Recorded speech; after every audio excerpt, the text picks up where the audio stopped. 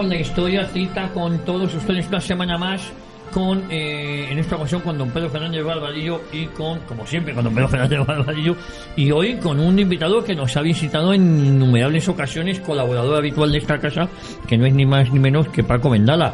Paco, ¿cómo estás? Muy bien, estupendamente, agradecido como siempre y deseándolo. Bueno, y no sé vosotros. Bueno, y hoy en un tema, Pedro, 80 años de la liberación de Barcelona. Pues seguimos aquí cumpliendo la ley de memoria histórica, porque nosotros somos muy cumplidores, y en función de esta ley pues vamos a contar efectivamente lo que fue, y no las trolas, las filfas, las mentiras, las fake news que nos están metiendo, sobre todo a los catalanes, desde hace décadas los actuales partidos que todavía mantienen el poder, que todavía gobiernan y hacen leyes, y esperemos que por poco tiempo. Entonces, no solo la campaña de Cataluña, que para eso tenemos aquí a un experto militar que nos la va a describir, que empezó en diciembre del año 38, sino lo que es mucho más llamativo, y es la pronta caída de Barcelona. Barcelona cae sin disparar un solo tiro el 26 de enero del año 39, y las tropas de Franco que entran en Barcelona, los famosos moros y los legionarios mandados por Yagüe, son recibidos de una manera impresionante por un pueblo civil harto de la guerra, harto de las checas, harto de las matanzas, harto del hambre, de los bombardeos, del caos. Oye, llegó a haber asalto a almacenes de intendencia, sobre todo por parte de mujeres, porque los almacenes estaban llenos de comida, lo que pasa es que no se repartía. Y para esto último vamos a contactar en la segunda mitad del programa con Javier Barraicoa para que nos dé algunos detalles muy interesantes. Por ejemplo, hablaremos también de la famosa unidad militar del Tercio de Nuestra Señora de Montserrat. Bueno, hoy Paco Vendala y Javier Barraicoa en la conmemoración de los 80 años de la liberación de Barcelona. Ahí no es nada con estos invitados. Paco, ¿qué pasó hace 80 años? Un 26 de enero de hace 80 años. Bueno, yo creo que primero tenemos que ponernos en la situación de que acaba la batalla del Ebro oficialmente en noviembre del 38, la que es la última batalla grande, la última ofensiva que puede hacer el gobierno del Frente Popular, el Ejército Popular de la República dirigido por Vicente Rojo. Acaba mucho peor de lo que esperaban, o sea, porque se vuelve contra ellos. O sea, el Ejército Popular en Cataluña queda desarticulado.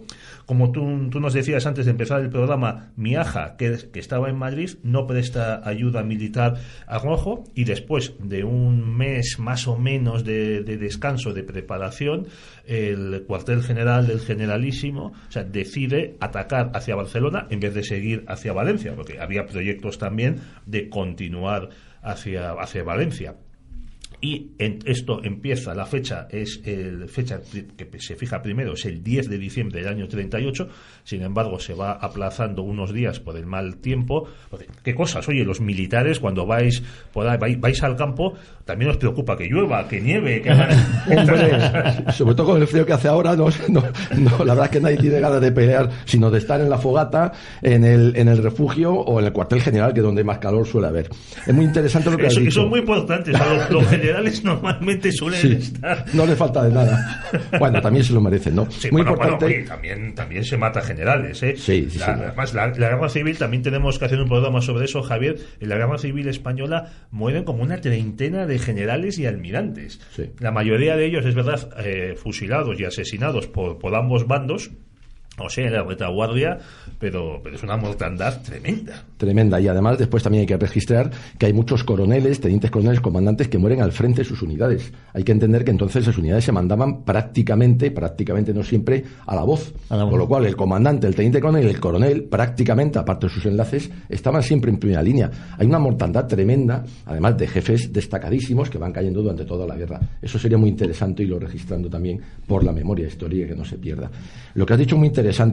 La batalla del Ebro le costó a los frente populistas, al Ejército Popular, 65.000 bajas, 12.000 muertos, 34.000 heridos y 20.000 prisioneros. Mientras que a los nacionales, batalla del Ebro durísima, le costó 14.500. Esta es una de las motivos por el cual Franco se empeña en esa batalla de destrucción del enemigo. Se da cuenta que lo tiene copado en un lugar muy delimitado, se da cuenta que no pueden repasar otra vez el río, y entonces él se da cuenta que con su masa de artillería y con sus aviones puede conseguir lo que hemos dicho ahora. Prácticamente hay 4 bajas del Frente Popular por una de los nacionales. Sí. Entonces la batalla se libra, para que la gente lo sepa, claro, decimos el Ebro y pensamos en Zaragoza, no. Pero no, se libra en el recodo que hace el Ebro en la provincia de Tarragona, la zona de Gandesa. Y de Codo, que además hay quien la llama, como el general Miguel Alonso Baquer, que escribió un libro excelente sobre la batalla del Ebro a principios de este siglo, lo llama la batalla de los 100 días y la batalla de Gandesa. Sí, señor. Gandesa es el pueblo que está justo en el centro del dispositivo del Ejército Popular. Es donde pivota toda la batalla, es donde se da la mayor parte de las bajas, y además están las 2 sierras que son rocosas, son terribles, son inexpugnables, y es lo que realmente favorece que el Ejército Popular se mantenga esos 100 días, si no hubiera acabado mucho antes. Sí, y encima en verano. Con temperaturas horrorosas. Hay detalles terribles de lo que allí sufrieron las 2 fuerzas, tanto la popular como la nacional. La sed terrible, los cadáveres pudriéndose, pues no se podían a veces ni retirar, las heridas infectándose. Es una batalla realmente casi de la Primera Guerra Mundial. Cuando tú hablas de aniquilamiento, que es lo que busca Franco sobre el ejército de Vicente Rojo, ¿cómo hemos de entender ese aniquilamiento? Como nos cuentan ahora de que Franco era tan malvado que quería matar a cientos de miles de personas, o lo que se busca es el aniquilamiento solo de la capacidad ofensiva. Efectivamente, esa es la clave. Se busca desarticular por completo, destruir en sus esencias un ejército que está copado. Hasta tanto en cuanto este ejército quiera, porque si ese ejército se rinde, ahí se ha acabado todo. Lo que pasa es que Rojo se empecina. Rojo lo dice él mismo, él comete un fallo cuando ha atravesado el Ebro. Él cree que lo que va a hacer Franco es seguir hacia Valencia, que va a distraer a una serie de fuerzas y por no va a ralentizar la guerra, que es su objetivo. Franco no hace eso. Franco se da cuenta que tiene a lo último y a lo mejor del Ejército Popular encerrado, y entonces decide destruir a la fuerza enemiga. Como tú bien has dicho, destruir su capacidad ofensiva. Dura 100 días, pero pudo haber durado 25 si ese Ejército Popular se hubiera rendido, se hubiera dado cuenta de que no tenía nada que salir, ni por dónde salir, ni nada que hacer.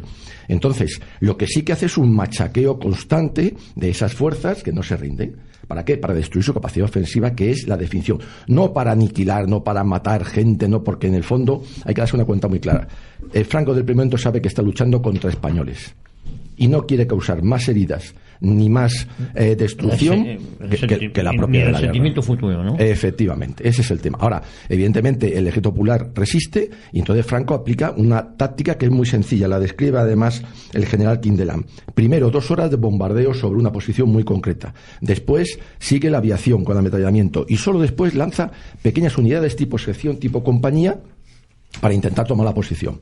Si la tomaban bien, si no, pues es que resultaban cegados, resultaban aniquilados por las propias armas del Ejército Popular, que habían sobrevivido a ese machaqueo constante.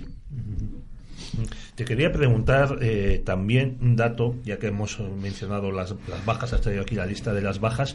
La guerra civil, pese a la imagen que se está transmitiendo, no es una guerra especialmente sangrienta, teniendo en cuenta que está encajada entre las 2 guerras mundiales. Que, por ejemplo, la batalla de Verdún en la Primera Guerra Mundial, que dura casi un año y en la que los muertos se cuentan, las bajas, para hablar bajas, que incluyen muertos, heridos, desaparecidos, son millones. Y luego tenemos, pues, en la Segunda Guerra Mundial, pues las inmensas batallas del Frente Oriental, la batalla de Verdún, en la que también hay bajas que se cuentan por cientos de miles de personas. O sea, la Guerra Civil Española, en ese sentido, no hay una mortandad tan grande, ¿verdad? Efectivamente. Lo que no hay que confundir es esa mortandad terrible que hubo en la retaguardia popular, con esa represión terrible, con lo que son las bajas en el frente de combate.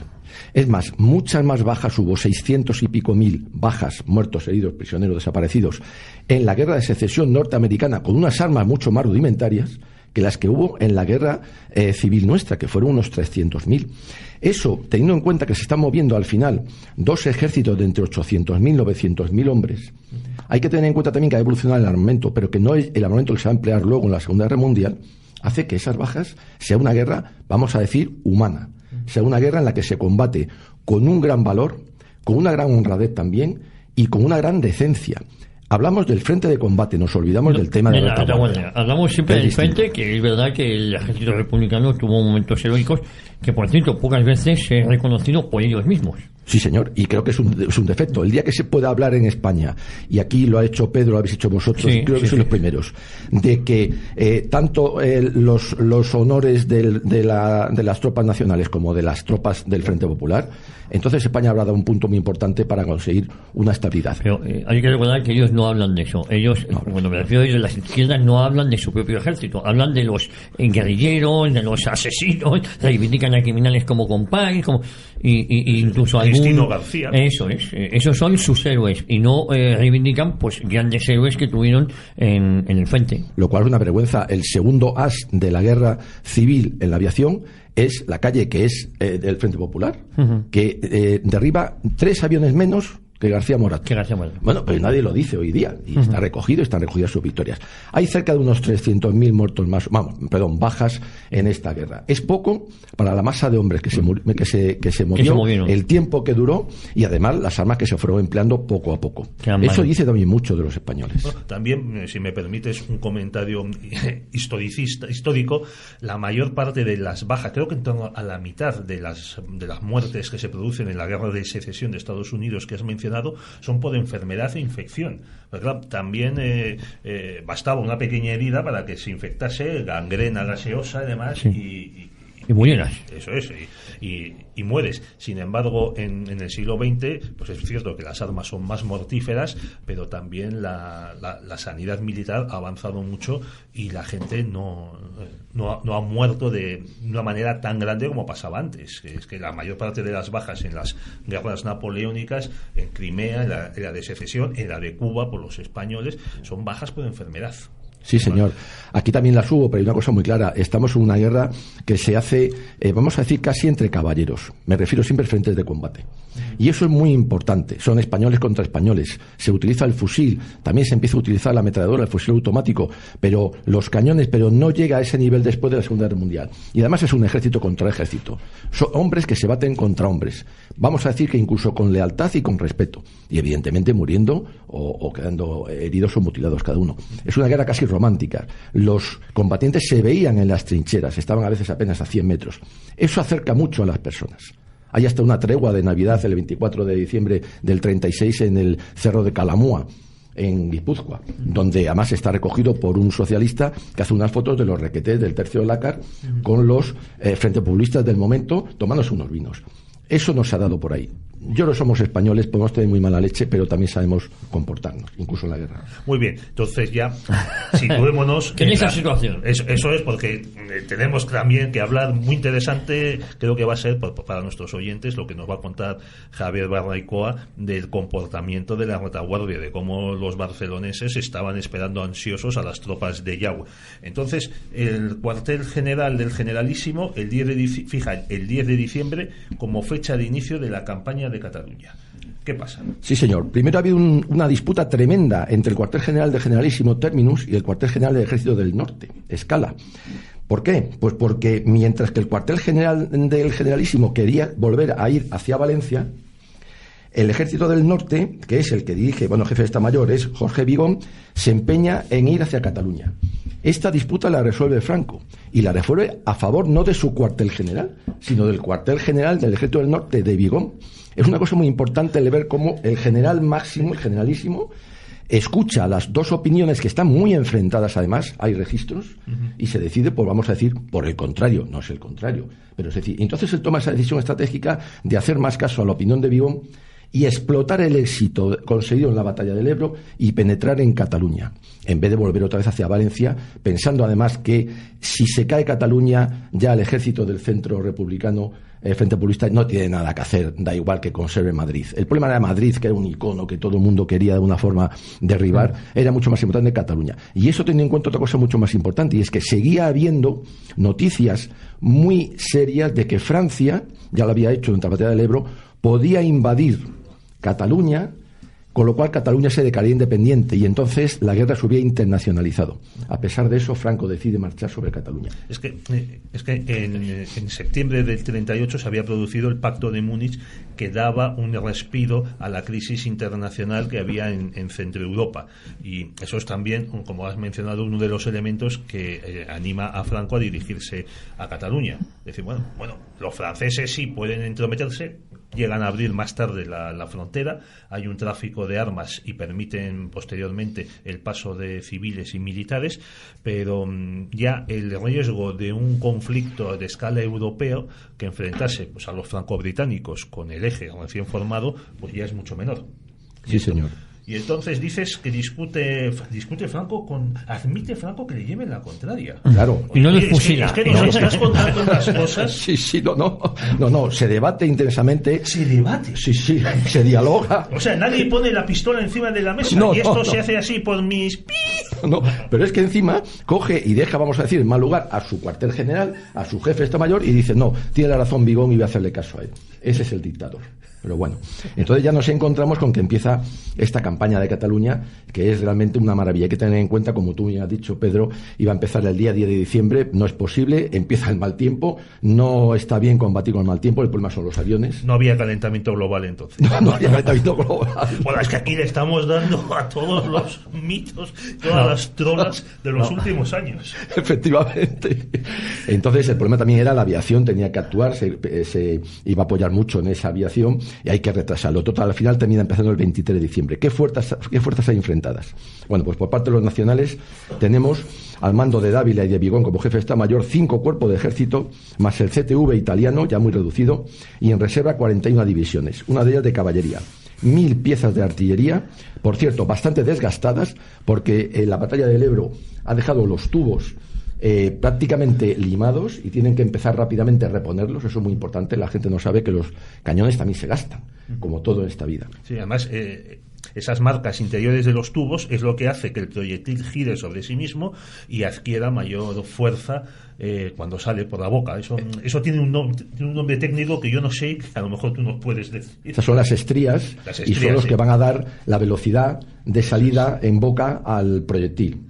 Claro, si esas estrías no están como debe ser, como están diseñadas, a lo mejor llega el proyectil, sale y se cae a 2 metros y entonces se estalla a ti mismo. Eso también pasa con los fusiles, con el arma de los fusiles. Igual. Es una de las innovaciones que se aplican en la guerra de secesión de Estados Unidos y que es la que causa esta tremenda mortandad, que se empiezan a cambiar las armas empiezan a ser armas de una sociedad ya industrializada. Efectivamente, eso es muy importante. Yo creo que el público en general no lo conoce, pero esos cañones desgastados, sea en artillería, sea en fusiles, hace que las armas pierdan eficacia. Entonces quiero tirar a 40 kilómetros y me llega a 33, y a lo mejor lo doy a los míos propios. Es muy importante este detalle. Y luego también tiene 346 aviones, de los cuales 145 de caza y otros tantos de bombardeo. Es decir, en total va a emplear 260.000 hombres en números redondos, siempre hablando. ¿Qué tiene enfrente? Pues tiene Argero, que es el ejército de la región oriental, que le llamaban, dirigido por Hernández Sarabia. ¿Qué tiene entonces? 2 cuerpos de ejército, cada uno con 4 cuerpos de ejércitos. Y un cuerpo de ejército de reserva. No me alargo. 800 piezas de artillería, los nacionales tenían 1000, y 200 aviones. Los nacionales tenían 346. ¿Qué es lo que ocurre? Tiene 300.000 hombres. Y dirán, ¿y cómo es que tiene más hombres que el ejército nacional? Porque hay que tener en cuenta una cosa que en parte es terrible. En la últimas 2 semanas de la batalla del Ebro, cuando ya consideran que está perdida, el ejército Frente Populista, el ejército popular, llama a los reemplazos del 22, del 23, 1922, 1923 y 1924. Está prácticamente sangrando ya los últimos jóvenes que les quedan. y llama también a muchas personas mayores de 45, incluso 50 años. Hay que tener en cuenta entonces que la calidad de estos 300.000 hombres, comparados con los 260.000 del Ejército Nacional, no tiene color. ¿Estos son las quintas del biberón de las que se habla?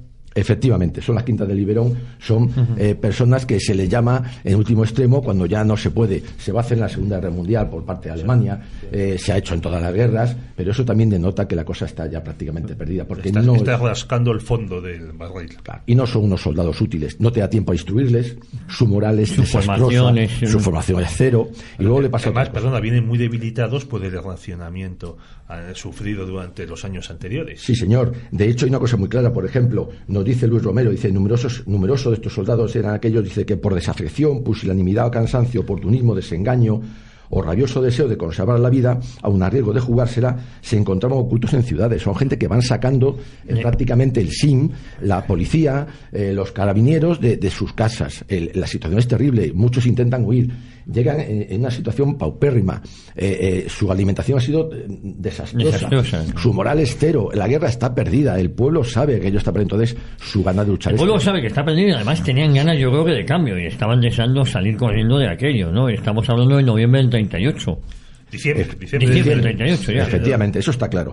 Yo sobre esto quería que no pasara el tiempo sin que Pedro a mí me ha dado una sorpresa con algo que has encontrado por ahí y que yo no conocía, que es una instrucción, me has dicho, dilo tú, reservada, que da Franco para su ejército, secreta, por lo tanto, no es de cara a la galería. Yo no la conocía. Sí, no es para difundir a la prensa, sino que es una instrucción que da a sus oficiales de confianza.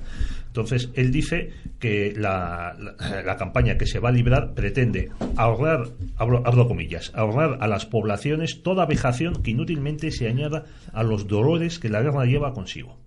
Y sigue, vamos a la zona insumisa en misión de paz, de justicia y de protección. Hay en ella una enorme masa de población que espera ansiosa nuestra presencia, y sería lamentable hacerla sentir vejaciones y hasta molestias inútiles. Sería injusto considerar a la región catalana en bloque, muy curioso esto, como enemiga de España, confundiendo los sentimientos naturales de esta comarca con la deformación que ha sufrido su espíritu a consecuencia de la larga acción disolvente a que libre e impunemente le ha sometido una política falta de fe y de patriotismo. A mí, Pedro, me has dejado patidifuso cuando me lo has enseñado fuera de micrófono, de verdad, porque creo que demuestra no solamente la altura del generalísimo, sino lo que tú has dicho antes. Él no iba a destruir por destruir, iba a ganar una guerra. Por supuesto, tiene que causar bajas. Pero aquí está hablando del pueblo catalán, de toda Cataluña, que ha sido sometida a lo que tal vez hoy también está ocurriendo. Ese es el problema. Muy bien, entonces se inicia la campaña el 23 de diciembre. ¿Y hacia dónde se dirigen las fuerzas? Las fuerzas van a dirigirse hacia, digamos, el este, el sureste, y van a empezar a subir por toda Cataluña hacia el norte, hacia los Pirineos. Atraviesan otra vez el Ebro y el Sert. Efectivamente. El río que pasa por Lérida. Efectivamente. Hay que tener en cuenta una cosa muy importante. Se pensaba que iba a ser un paseo militar. Aquí los nacionales pecan un poco de soberbia. También bien es verdad que tampoco consideraban que los demás, su enemigo estaba para resistir. Bueno, pues hay una resistencia en los primeros 10-15 días que es importante. El Ejército Popular consigue reacciones puntuales muy bien llevadas a cabo, con mucho brío, y que sorprenden a los nacionales. ¿Quiénes eran sus comandantes? Hernán Sarabia, fundamentalmente, es el que está dirigiendo ya las actuaciones. Entonces, hay que tener también en cuenta otra cosa importante. El Ejército Popular había conseguido establecer 6 líneas defensivas para retrasar en lo posible. Por lo tanto, el Ejército Nacional se va a encontrar con una serie de problemas, y es ciertas reacciones bien verdad que puntuales, muy localizadas, briosas, aguerridas, una serie de líneas de fortificación relativamente construidas, relativamente duras de llevar, un terreno también difícil y una climatología adversa que muchas veces no permite el uso de la aviación. Por eso hay una cierta lentitud en los primeros 10-15 días, del 23 de diciembre hasta el 10 de enero, vamos a ver. No se avanza lo que se pensaba avanzar. Podemos encontrar unas similitudes con la campaña de los aliados a partir del 43 en Italia, ¿no? Sí, señor. ¿No? Que los alemanes van montando una serie de líneas defensivas, como la línea Gustav, y entonces van retrasando mucho el avance de los alemanes, de los aliados. Y de ahí viene, pues, por ejemplo, el bombardeo de Monte Cassino, y si los aliados consiguen avanzar, es por la traición de los italianos. Sí, que les Y dejan... aún así avanzan muy despacio. Muy despacio. Le hacen sudar la camiseta a los aliados en Italia, cosa que tampoco esperaban los aliados. Aquí se produce durante unos 10-15 días hasta que ya se nota el desfonde por completo de ese ejército que está totalmente desarticulado. Es que llega un momento en que tampoco esas fuerzas que hemos dicho antes, que tenían muy poca consistencia, pueden sostenerse. Por ejemplo, hay una frase de Azaña, dice: no teníamos cuadro de mando y el ejército era una masa sin esqueleto, propicia al pánico y a la desbandada. Eso ocurre en el momento en que ya se acerca a Tarragona, y en cuanto se libera Tarragona, a partir de ese momento ya desde luego es casi un paseo militar. O sea, las tropas de Franco, es Varela el que manda el es Varela, es uno o sea, las tropas de Varela no van directamente, podríamos decir, en línea recta hacia Barcelona, sino que empiezan por el sudeste, o sea, hacia Tarragona. Efectivamente, y van subiendo todo lo que es Cataluña, pegaditos, digamos, al mar, por supuesto ocupando también la zona interior, para ir subiendo hacia el norte, recuperando todos los pueblos. Hay que tener en cuenta, por ejemplo, que prácticamente en 10 días se van a conseguir 3.500 kilómetros cuadrados de liberación. Se van a liberar cerca de 150 localidades, unas mayores, otras más pequeñas. Cuando se entra en Tarragona, a partir de ese momento ya es una desbandada que se produce. ¿En qué día entran en Tarragona? Que es el mismo que entra en Reus, por cierto. Es el mismo, efectivamente. De Prim. Efectivamente, es el mismo que entra en Reus. En Tarragona entra el día 14 de enero y en Reus también el mismo 14 de enero. Hasta entonces, como digo antes, se han liberado ya 3.500 kilómetros cuadrados y 125 pueblos. Entonces, las fuerzas republicanas que han tenido, pues cerca de 70.000 bajas, entre muertos, heridos y desaparecidos. 70.000 bajas. 70.000 bajas. Bueno, de ellos hay que tener en cuenta que de esas 70.000, 30.000 han sido prisioneros. Eso da una idea de la desmoralización de ese ejército popular que se entrega prácticamente. Pero Paco, perdona, sí. Es que estas deserciones se producen incluso con los comisarios políticos tirando de gatillo para que la gente no se entregue. Pero materialmente tirando de gatillo, porque se dan instrucciones en el ejército popular taxativas emanadas de Vicente Rojo. Lo digo porque siempre se le ha intentado salvar a veces un poco la cara de su humanidad, emanadas de Vicente Rojo, por la cual se establecían una serie de puestos para impedir estas desbandadas. Y desde luego se impedía a base de tirar sobre ellos. El número de muertos, en esos muertos que hemos dicho antes, bajas, heridos, por sus propios compañeros, es impresionante también. O sea, se les hacía fuego de ametralladora. Fuego de ametralladora. Se colocaba en caminos, en puntos estratégicos, y cuando veían que los soldados se daban la vuelta, pues empezaban a tirar sobre ellos intentando que fueran contra el enemigo. Aún así no lo conseguían en muchas ocasiones. Oye, en enero también se produce por parte de Rojo una ofensiva en Andalucía. Efectivamente, este fue a mi modo de ver, el gran error estratégico del Ejército Popular. El Ejército Popular tenía metido una cuña en el Nacional desde el principio de la guerra en la zona de Extremadura. Y nunca, fue idea siempre de Rojo el entrar por ella desde el primer momento. Nunca le dejó el mando político del Frente Popular, republicano. Ahora le dan el visto primero bueno. Largo Caballero y luego Negrín. Ninguno de ellos quiso. Ambos socialistas, efectivamente. Sí. Y Negrín encima filocomunista. Sí. Ninguno de ellos quiso lo que Rojo le dijo. Vamos a dividir al Ejército Nacional y a la zona nacional, como se había hecho con ellos, vamos a dividirla desde el primer momento. Hay que tener en cuenta cuando se hace la marcha sobre Madrid, se toma contacto en Badajoz, pero eso queda un poquito, como vamos a decir, cogido por hilos. Eso permanece hasta el final de la guerra. No se le deja hacer esta maniobra solamente ahora, que ese plan P es una entrada por esta zona de Extremadura con una maniobra de diversión por la zona de Granada, Motril y demás. Se lleva a cabo esta ofensiva a partir del 5 de enero, va a durar unos 10 días, pero no consiguen que Franco saque fuerzas de Cataluña. ¿Por qué? Porque se resiste con lo que hay, como lo que han hecho muchas veces a lo largo de la guerra los nacionales. Se da orden de resistir con lo poco que hay. Eso pasó también en Brunete, en Belchite, en Villarreal de Álava, que es una ofensiva desconocida, que se libra en el norte de Álava por parte de José Antonio Aguirre, y creo que el jefe militar era Llano de la Encomienda. Llano de la Encomienda, que el objetivo era llegar a Vitoria, porque es la llanada de Vitoria, tal, y ahí cuatro soldaditos paran toda una ofensiva. Oye, me dicen desde control que tenemos ya a Javier Barraicoa, si queréis que se incorpore a este programa, a este episodio. Don Javier, ¿cómo estás? Muy bien, ¿cómo estamos? ¿Qué te cuentas? Pues aquí, empezando el año en el surrealismo catalán. En el surrealismo catalán, nunca mejor dicho. Sí. Nunca mejor dicho. Hola Javier, buenos días, ¿cómo estás?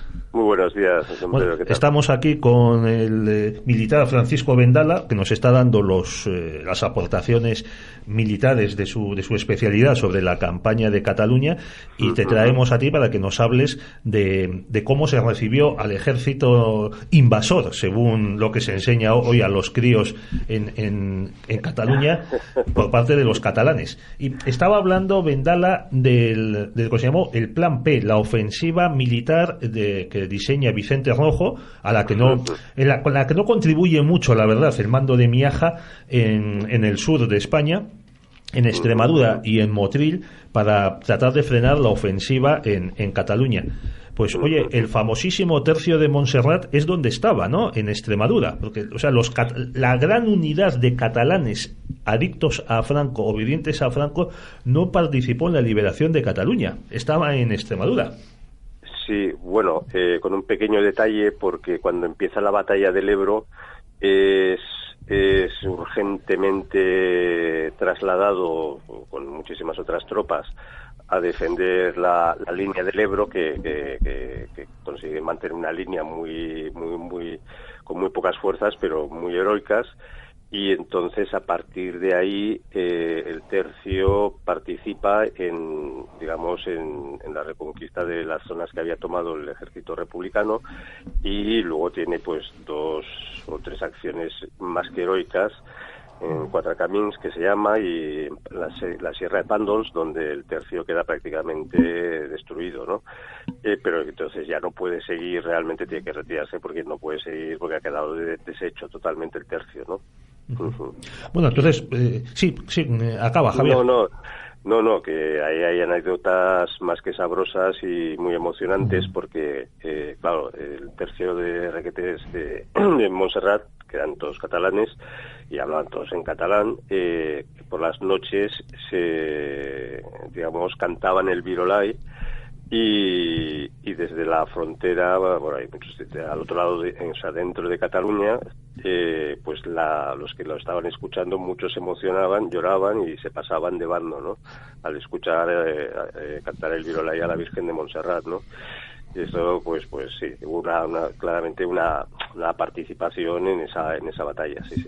Bueno, seguimos con Paco Vendala hablando un poco de los aspectos militares de la campaña de Cataluña hasta la toma de Barcelona, y luego volvemos a ti, Javier, si te parece. Sí, perfecto, muy bien, sí. Pues muy sencillo, vamos a ver, nos encontramos el 14 de enero, se ha librado Tarragona y se ha librado Reus, y a partir de ese momento el desfonde de las fuerzas populares, de la fuerza del Frente Popular, ya es manifiesta. A partir de ahí sí se puede hablar de un paseo militar. Ojo, que los paseos militares también son peligrosos, pero ya se nota, una decadencia absoluta. Vamos a ver cómo, por ejemplo, Beta Güeña, la caída de la liberación de Barcelona, dice que desde poco después del amanecer, ya estamos en el día 26 de enero, se ha llegado del 14 al 26 a Barcelona rápidamente. Dice: presencié desde mi puesto de mando en el vértice San Pedro Mártir todo el desarrollo del combate en el que se dio la suerte de Barcelona. Dice: en dicha altura, aprovechando las construcciones de los depósitos de agua de la ciudad, una vez que se disipó la niebla matinal que había, se podía ver todo el valle del río Llobregat. Hacia la mitad del día vimos, sin lugar a duda, cómo bajo fuego débil de nuestra artillería la fuerza enemiga vadeaba el río y se acercaba a Molins. Todo el resto de la jornada oímos el ruido de las armas de infantería y vimos el avance de pequeño grupo de soldados. Las divisiones 42, 43, 35 y 42, que realmente estaban casi sobre el papel, habían perdido a sus reclutas, cuyos restos estaban en el Tibidabo. Esto lo conocerá muy bien Javier, yo esa zona no la conozco mucho. Dice: había muchos kilómetros descubiertos sin un solo soldado republicano. Rojo aquí reconoce uno de sus errores. Aspirábamos a defender la línea del Llobregat, sobre la cual creíamos erróneamente que el enemigo reorganizaría sus dispositivos. Pero hay que tener en cuenta que Franco no estaba dispuesto a reorganizar nada, sino a impulsarlo todo.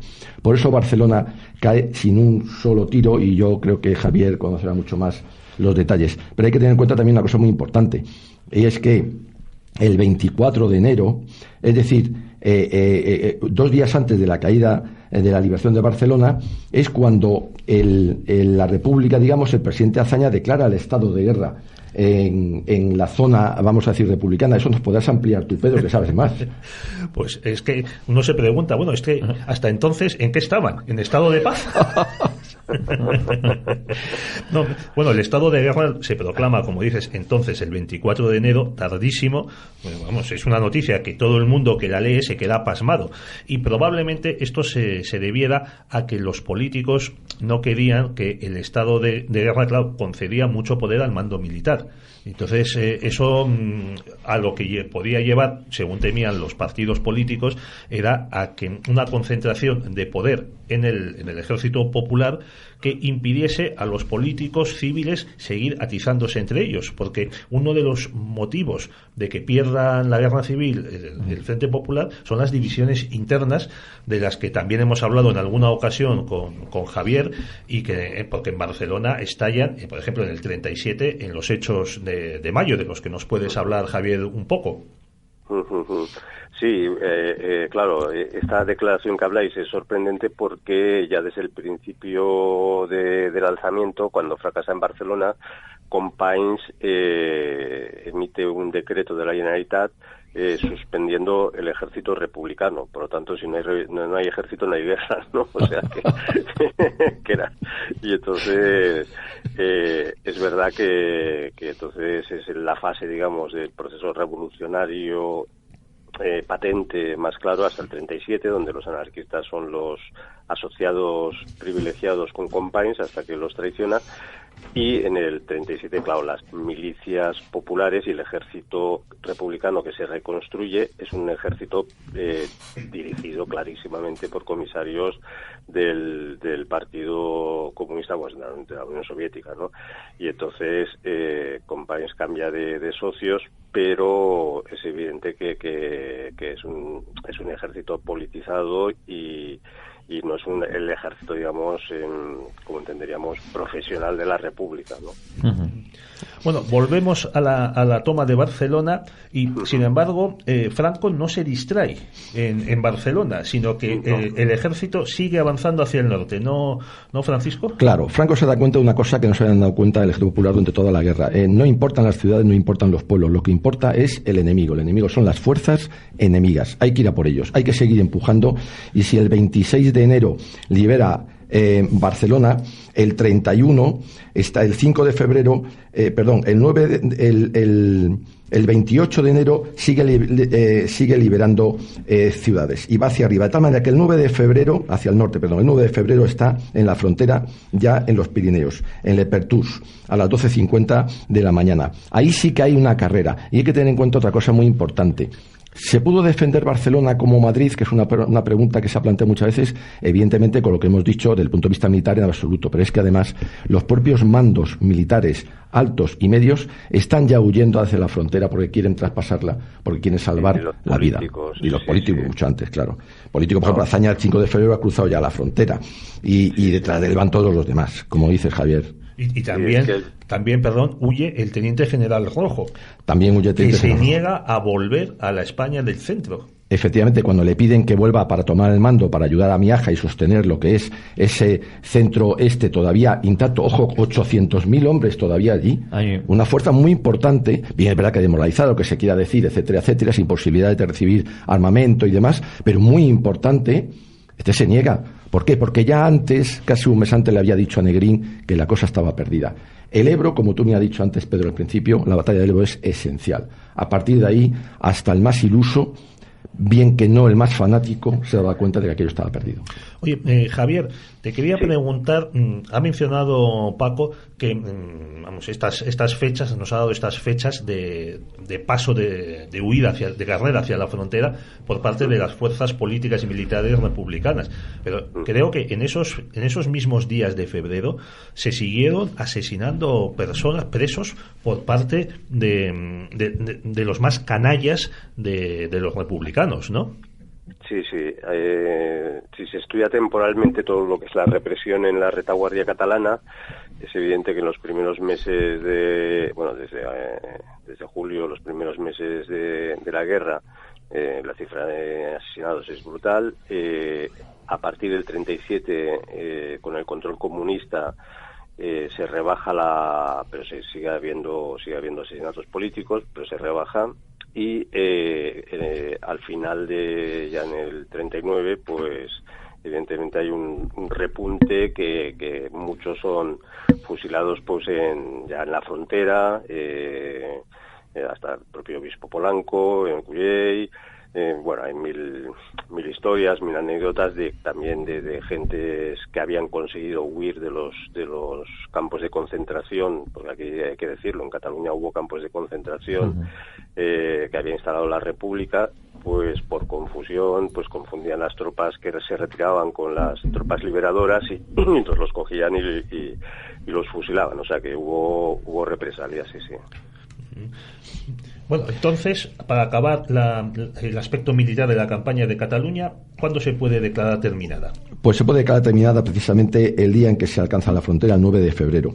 Hay que tener en cuenta que Gerona se ha liberado el día 4 y el 9 de febrero entran y se libera Lepertus, con lo cual queda cerrada ya la frontera francesa, o vamos a decir que queda abierta para España. Esa es la cuestión. Hay una cosa muy importante. ¿Cómo queda el ejército popular? No es nada baladí. He dicho 800.000 hombres divididos en esos 4 ejércitos de Levante, Extremadura, Centro y Andalucía, pero es que tú cuenta con 500 carros de combate, 1.000 piezas de artillería y unos 100 aviones, 3 cruceros, 13 destructores, 4 submarinos y 12 buques más de apoyo y de combate en cuanto a la flota. Es decir, que puede dar una gran batalla. Lo único que es lo que ocurre, por ejemplo, tenemos un testimonio. La alimentación del soldado, salvo el pan, que era bueno, se componía exclusivamente de 2 sopicaldos, a mediodía y por la noche, y de un cazo de agua ennegrecido por algunos granos de cebada tostada que servía de desayuno. Claro, en esas condiciones puedes tener 800.000 hombres, pero poco van a poder hacer, como muy bien has dicho antes tú, Pedro. Bueno, además, en esos días de febrero se produce un acontecimiento entre el 4 y el 9 de febrero, que es la caída de Menorca. Menorca se había mantenido desde el primer momento leal al gobierno del Frente Popular, pero en esos días de febrero, mediante unas negociaciones entre un representante del jefe del mando nacional en Mallorca y los jefes de la guarnición en Menorca, con intervención inglesa, hay un acuerdo por el que ahí los mandos militares frente populistas deciden rendirse y abandonar la isla.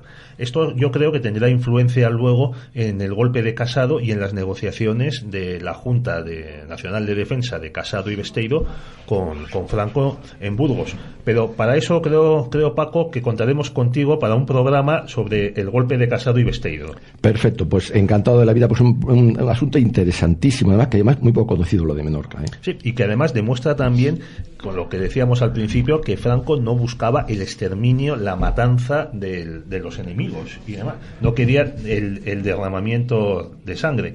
Esto es, aquí por ejemplo, Gilgard, que fue uno de los que intervinieron en las negociaciones en Menorca, dice él que dijo a Londres, a ver, el caudillo no desea que haya más derramamiento de sangre.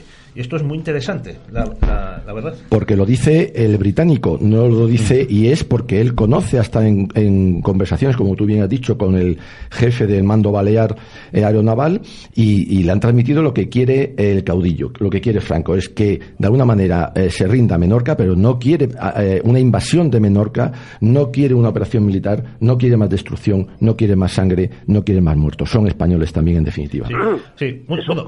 Sí, Javier, adelante. Sí, que cuadra muy bien con lo de Barcelona, con la liberación de Barcelona, porque, a ver, está clarísimo que, y esto queda recogido en unas memorias de Pujol, que cuando se entera, él es pequeñito y escuchaba a su tío, que cuando los nacionales toman Lérida, dice, ya hemos perdido la guerra, ¿no? Y a partir de ahí, a pesar de que se hace una propaganda brutal para que Barcelona sea un nuevo 11 de septiembre y que imite a Madrid y que sea una resistencia, mientras que se están haciendo estos discursos y están todos grabados, todos los jefes políticos y militares ya están en la frontera, ¿no? O sea que Barcelona la dejan sola, y Franco lo que diseña es 3 columnas, una que subirá por el Tibidabo, otra por la Diagonal y otra por la carretera de Sants. y lo que es la Meridiana, para que conozcan un poco Barcelona, la dejan abierta para que pueda huir todo el ejército y no hacer sangre, evidentemente, ¿no? Sí, que fuera lo menos incruenta posible la batalla, ¿no? Sí. Oye, Javier, yo tengo, si os parece, se han visto imágenes, hoy con internet tenemos acceso a infinidad de documentos de cómo son recibidas las tropas de Franco por la calle. Claro, eso llama poderosamente la atención, ¿no? Es decir, esa muchedumbre espontánea, ¿no? No estaban aterrorizados en sus casas, no, salieron igual que también hay que decir que, si no me equivoco, 2/3 partes de los que se van en estos primeros días hacia Francia regresan inmediatamente en menos de un año. Sí. Bueno, ahí, claro, podríamos hablar mucho del famoso exilio, no fue tal, porque... Claro. Dicen exilio catalán, no. Lo que ocurre que muchos españoles que iban huyendo del avance de las tropas nacionales van a Barcelona y son los que también luego huyen. No es que fueran catalanes, eran gente que se había refugiado en Cataluña. Pero los que no tienen delito de sangre, básicamente en menos de 2-3 años han regresado, vamos, la inmensa mayoría, ¿no? Esto sí, los que tenían delitos de sangre o son... si son detenidos, pues se les hace un juicio y son fusilados, 3.200, concretamente en toda Cataluña, lo cual, me perdonarán los oyentes, pero es un caso de represión mínima para tener en cuenta lo que había sido Cataluña y lo que había sufrido. Y lo que había sufrido Cataluña bajo la ocupación del Frente Popular, ¿sabes? O sea que digamos que es una cosa que, claro, aquí se llora, ¿no? Franco represalió a no sé cuántos miles, ¿no? Fueron 3.200, pero que comparado con los 100.000 represaliados en Francia después de la guerra, pues Segunda Guerra Mundial, no, ni te cuento, ¿no? Javier, sí. Ya que has mencionado este asunto, tú has investigado la represión que hubo en Cataluña durante el gobierno de Companys, o sea, desde julio del 36 pues hasta enero o febrero del 39. Más o menos, para que nos hagamos una idea y podamos comparar esos 3.000 y pico fusilados en los años 40 por la represión franquista, ¿cuántos pueden haber sido los muertos en la represión de la Generalitat y del gobierno de Negrín? Sí, pero llega la cifra perfectamente ya estudiada y consensuada por todos los historiadores de un bando y de otro, casi a 8.500, son 8.400 y pico. Vamos, esta es la cifra más asentada, segura, y además con nombres, lugares, etcétera. Por tanto, digamos, es desproporcionadísimo, porque además, salvo unos 250 juicios que realiza la Generalitat, sin tener potestad para ello en el castillo de Montjuïc, como autoridad militar, pues que son las que firma, como las penas de muerte que firma Companys, son unas 250, el resto son asesinados sin juicio o juicios de tribunales populares, que evidentemente eran todo menos tribunales, ¿no? Es decir, Companys firma de su puño y letra cerca de 250 sentencias de muerte en el castillo de Montjuïc, luego donde él fuera fusilado por sus graves crímenes y sus graves delitos. Por cierto, hay un mausoleo que recuerda a este asesino, que es Companys. Sí. Bueno, aquí siempre hemos denunciado, sobre todo cuando fue la época del alcalde Trías, Javier Trías, que hacía homenajes a Companys cada año en el castillo de Montjuïc, cuando el propio tío, antes de que hubiera nacido, pero era tío de Javier Trías, que es Ignacio Trías, fue fusilado por Companys en el propio castillo de Montjuïc, ¿no? Y de eso su sobrino nunca ha dicho nunca nada, ¿no? Oye, Javier, cuenta un poco sobre las checas que había en Barcelona, porque en alguna de ellas no solo se asesinaba a la gente, sino que se la troceaba y se echaba a comer a unos cerdos. Sí, en Barcelona... Que parece, perdona, esto si aparece en una película de la mafia, la gente diría que animales, que bestias, que exagerado. No, exacto. A ver, solo en Barcelona se calculan 46 checas, y en toda Cataluña unas 300 checas. Entonces, en Barcelona la más dura era la que dominaba la CNT-FAI, hasta que luego la recoge el SIM, que controlan los soviéticos. Pero ahí en la Checa de San Elías, que era un viejo convento,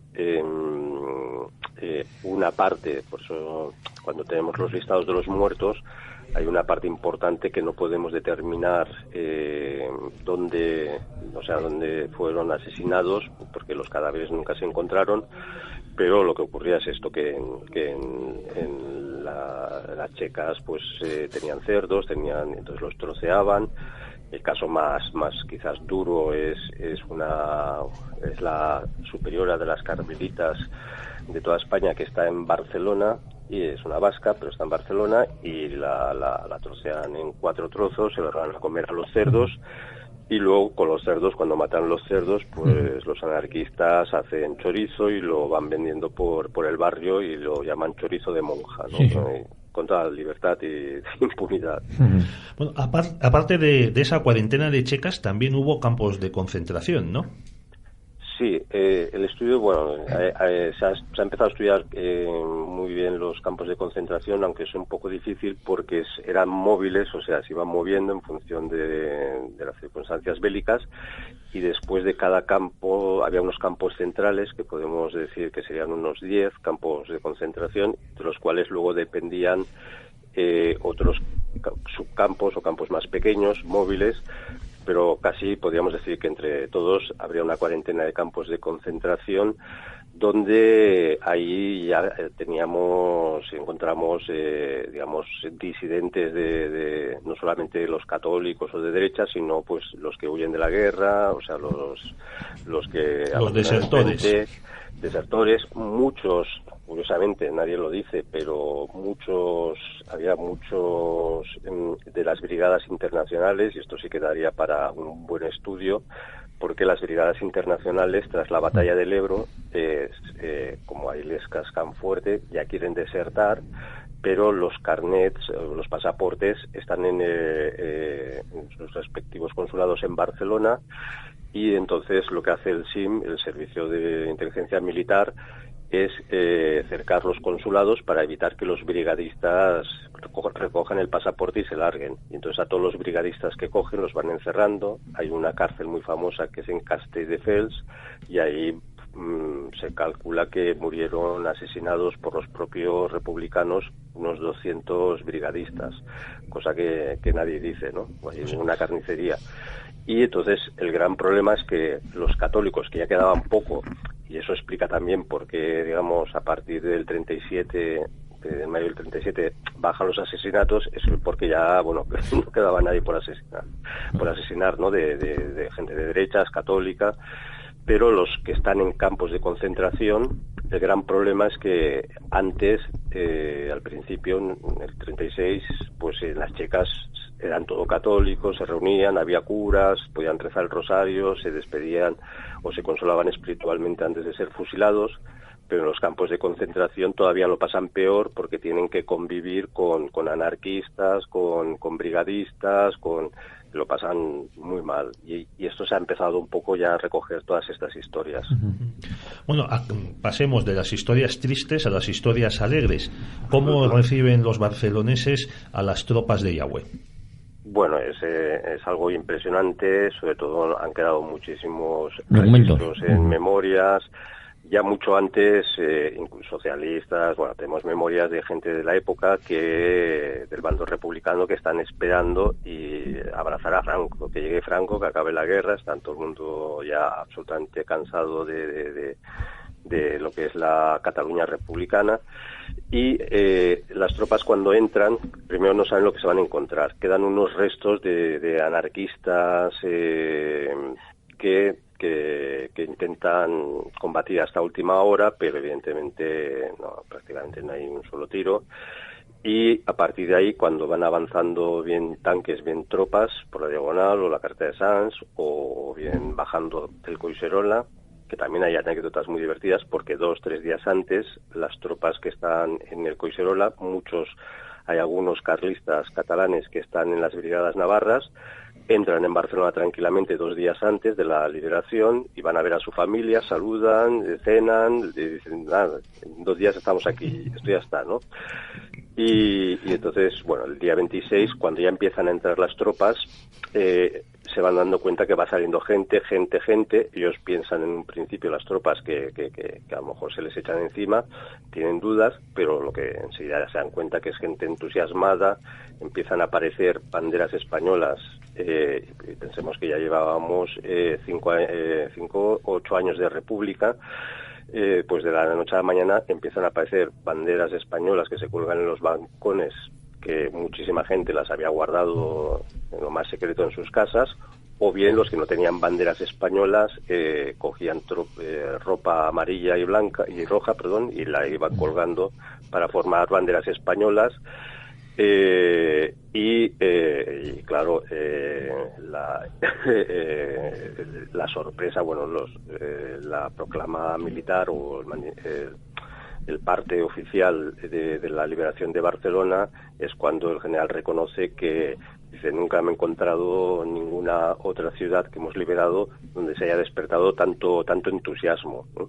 Incluso había gente, y esto se puede encontrado en tiendas de estas de anticuarios, banderas españolas que se habían hecho descosiendo banderas catalanas, ¿no? Habían cogido las 4 barras y las habían descosido y las habían puesto a los 2 lados y habían cosido banderas españolas, y este era el entusiasmo. O sea, el entusiasmo es absolutamente indescriptible. Y ahora pues han salido libros de fotografías del momento y bueno, las fotografías hablan por sí mismas. Nos quedan 2 minutos, Javier. Sí.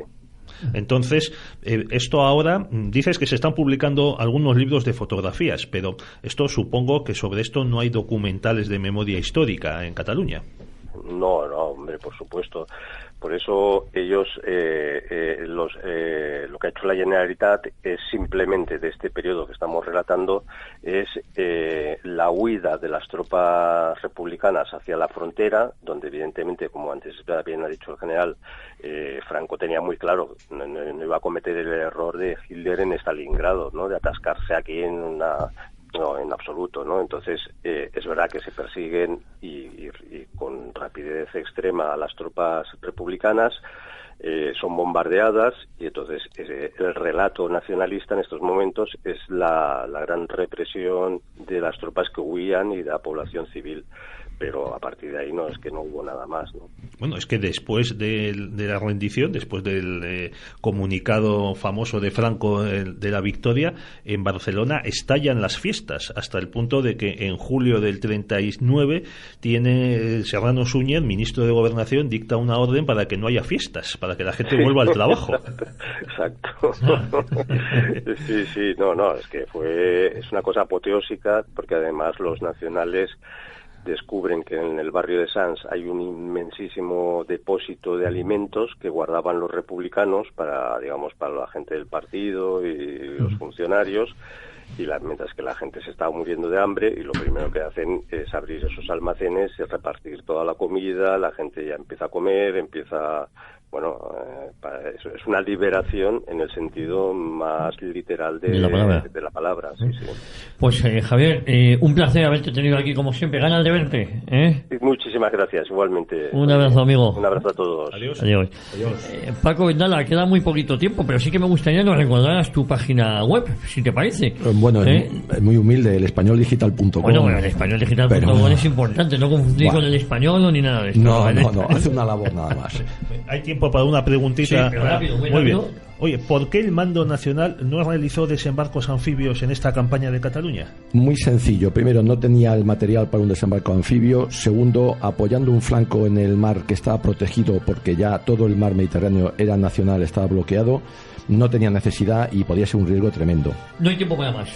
Como siempre, Pedro Fernández Barbadillo. Nos escuchamos la próxima semana aquí en Radio Ya en Cita con la Historia. Si Dios quiere. Si Dios quiere. Dios mediante. Siempre Paco Vendala en un próximo episodio, antes que tarde, aquí con nosotros. Muchas gracias y Dios quiere también. Y a todos ustedes, muchísimas gracias. Nos escuchamos aquí en realidad la próxima semana en Cita con la Historia.